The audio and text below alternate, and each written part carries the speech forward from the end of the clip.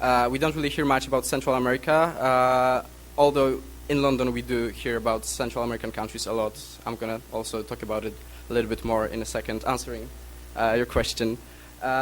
We don't hear about the Caribbean countries, and I think that's why it's underlined here. That's actually an impressive number. The increase of fDi projects in 2011 for the Caribbean countries is over 30%. So I'm going to be flooding you with the numbers, but if there is one number I would like you to remember is plus 34% increase in the number of fDi projects. So we do have a success story here to tell. Not everything is perfect. Again, you know, being Polish, I know that there is every cloud, every silver lining has its cloud. That's what I strongly believe in. So I'm going to show you the clouds as well. And here's the first one. Latin America, $54 billion in fDi projects. And the Caribbean countries, only twice as much as Central America, despite the big increase. We can see the pattern here.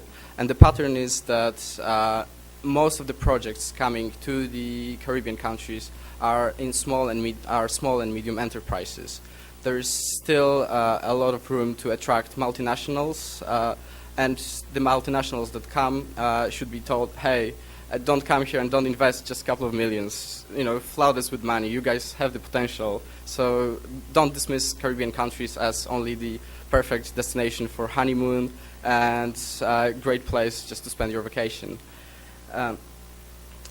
Where does the investment come from? I think that's the kind of question that many of the IPA professionals ask themselves a lot. I ran the comparative study between 2003, that is well before the crisis, and 2011. Over here on the upper part of the slide, you can see 2003. On the bottom, 2011. And surprisingly, nothing really has changed much. It's still mostly developed countries. Oh, well, actually, all of them are developed countries. Apart from Japan, we have just Europe and the United States.